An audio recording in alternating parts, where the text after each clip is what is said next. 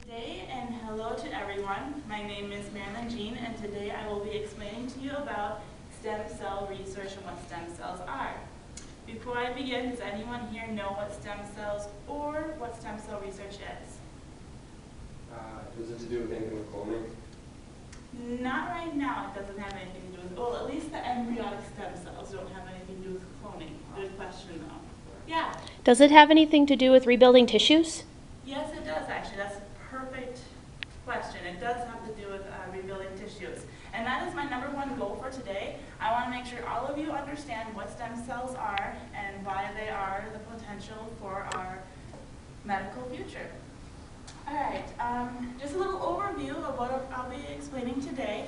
First off, I'm going to explain this chart up here of the embryonic stem cell cycle, after which I'm going to explain how stem cells and how they're good for the future, after which the medical treatments they help out with, and then finally there are counter arguments, how people believe that we should just leave it alone, don't work with stem cells. It's more of a religious and moral belief that they don't want anything with stem cells to proceed.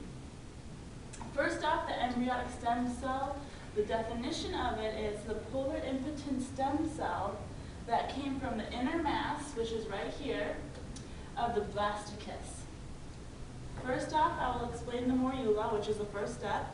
The morula is an embryo at the early stage of the embryonic development, consisting of the blastomeres, which is the cells in the inner mass here of the morula, and this whole entire circular of the mass right here is called the zona pellucida. Okay? Next off, we have the blastocyst, which is the second step. When cells keep on dividing and multiplying and growing, they form this blastocyst and they keep on multiplying and growing until the inner cell mass is created right here.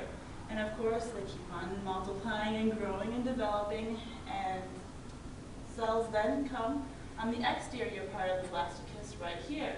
Soon, they keep on going and going until the cell just pops, and that's called hatching. And that's where you get step 4 right here, the embryonic stem cell culture. That, if I refer to any ESCs in the future, it is the embryonic stem cell. From this culture here, since it's in that little circular petri dish, that's where scientists can actually manipulate the cells into becoming intestinal cells, muscle cells, blood cells, which helps with curing and treatments of leukemia, neurons, which helps with the mental diseases we have, such as bipolar, and then finally liver cells. Now, I did say scientists can manipulate them in the culture, but if they're left alone to mature on their own good time, they do have the option of either staying at the stem cell they are already, or they can just divide off onto something on their own. This is a little bit more difficult for scientists to examine because they don't know which way the cell's going to go, if they're going to become a muscle cell, a tissue cell, a blood cell. So they like to manipulate it. Okay, and then next up with the main point number 1, how stem cells are the amazing potential for the future. Stem cells have the wonderful potential to develop into different types of cells. The stem cells divide into tissues, as I explained up here, and if they don't stay at the regular cell they are, the stem cell, as I said before, they will turn into a more specialized function of the 5 that I outlined down here. Now, all the information that I just get done explaining about how the stem cells have potentials to divide, that I got from a source called the National Institute of Health. Well, scientists and doctors are unanimous in the belief that the stem cell research should be aggressively pursued. Many scientists and doctors are optimistic and positive about stem cell research. And that source was Breaking Bioethics that I got from that quote.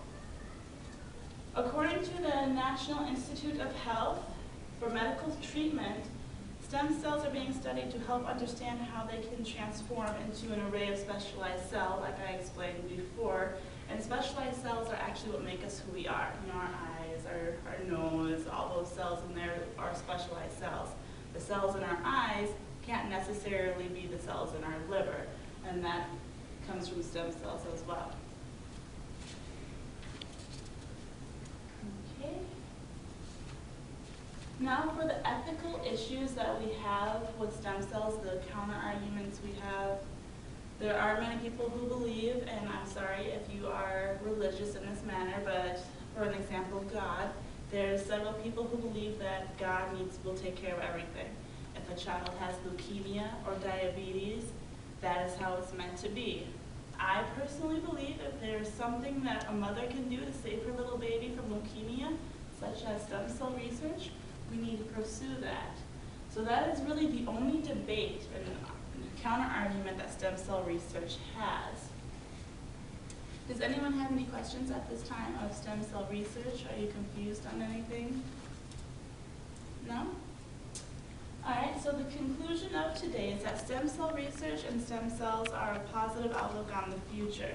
Not only can they someday help us to cure leukemia through blood cells or diabetes through liver cells, neurons, blood cells, muscle tissues.